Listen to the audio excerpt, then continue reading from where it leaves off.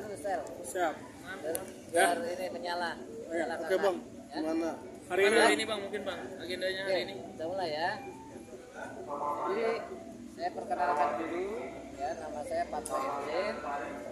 Sebelah kanan saya ini Afrianda Kumai Esa. Lalu sebelah saya ini Ibu Rizky Amelia. Ini yang kami dampingi. Ini ada Giant dan Pak Agus, Giant Walsiana dari kantor Patra Edin and Partner. Jadi kedatangan kami hari ini mendampingi Ibu Rizky Amelia. Ya, beliau adalah salah seorang pengusaha dari PT IESA Modest Intelindo yang menjual pakaian atau busana muslim. Ya, kedatangan kami di sini membuat laporan pidana terhadap salah seorang rekan kerja yang diduga telah melakukan penipuan, penggelapan ya, sebesar kurang lebih 2 miliar 7 juta. Ya, tentu ini bisa berkembang juga menjadi dugaan tindak pidana ya, pencucian uang, karena uang tersebut dicoba untuk disamarkan perolehannya dan peruntukannya. Nah, oleh karena itu untuk lebih jelas ini Ibu Rizky akan sampaikan ya. Bukan aja bukti laporannya ini ya. bukti laporannya sudah terima ya? Ya. Jadi bukti laporannya nomor bacakan.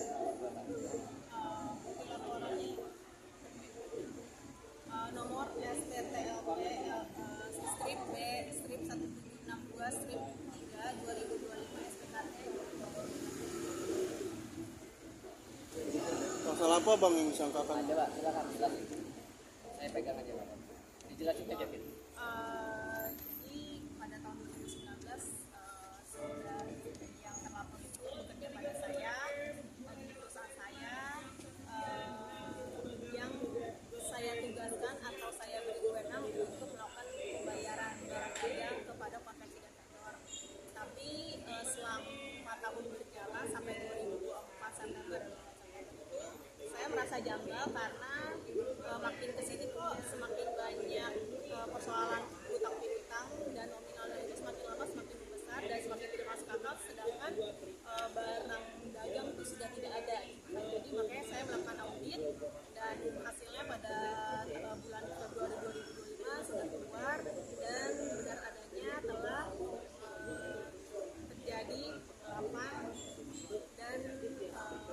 dan adanya transaksi fiktif yang dilakukan oleh yang Kerja tadi ya. bersangkutan. Tahun awal kan ini udah 4 tahun yang berjalan. Jadi tahun awal tuh sempat ada yang janggal nggak sih? Tahun 2019 1 tahun setengah beliau kerja itu masih fine aja, nggak ada tapi ternyata memang sudah dilancarkan aksinya lah itu pada bulan Juli 2021. Setelah 2 tahun ya berarti. Ini menegaskan aja artinya ada markup kepada vendor atau gimana? Jadi gini, terlapor ini ya dia mentransfer uang ya itu seakan-akan ditransfer ke vendor, padahal itu ya bukan vendor. Ini yang akan disidik nih, siapa ini yang dia akan kirim nih. Tapi nilai kerugiannya ya diakumulasi dari Juli 2021 hingga sekarang itu akumulasinya sebesar 2 miliar 7 juta. Jadi per bulan gitu dia cicil. Bulan sekali misalnya. 2 kali besarannya sekitar 10 juta, 15 juta. Dan diakumulasi itu. Jadi ibu, bapak punya usaha nih. Ya harusnya bayar tuh. Barang masuk bayar kan?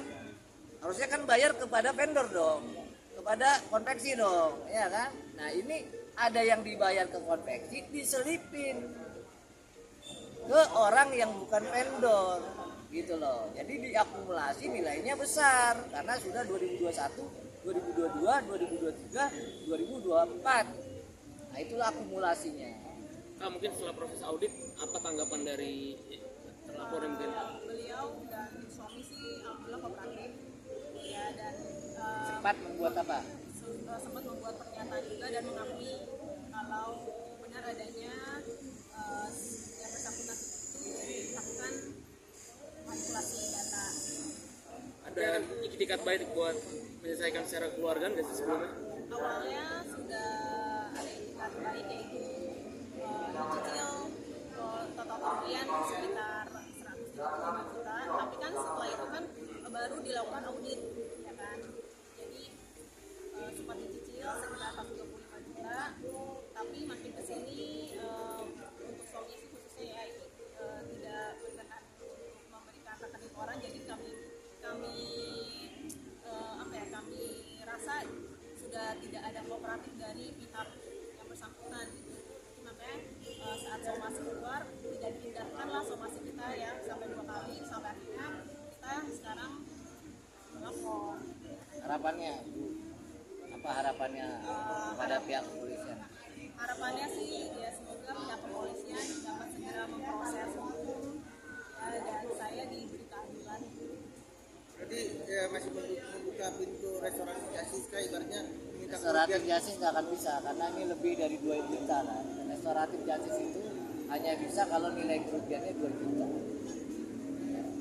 Bahwa dia akan kalau dia kembalikan semua ya tentu itu akan jadi pertimbangan bagi aparat dong, ya kan, apakah melanjutkan prosesnya dan seterusnya gitu, ya.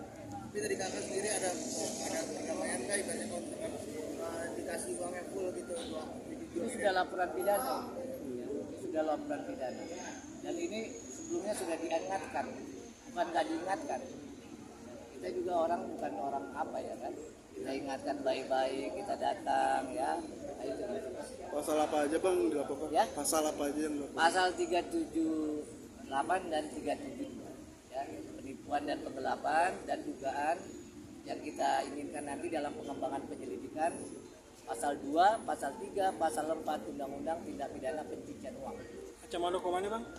Kalau tindak pidana pencucian uang ya itu besar, itu sampai 20 tahun. Ya. Untuk barang bukti yang diserahkan di Barang bukti yang kita serahkan tentu saja pertama ya itu rekening giro dari perusahaan, yang kedua surat pernyataan terlapor, yang ketiga surat pernyataan dari vendor bahwa dia tidak pernah memberikan rekening sebagaimana yang dimaksud yang ditransfer itu ya, dan juga ya kita ada hasil audit ya, itu.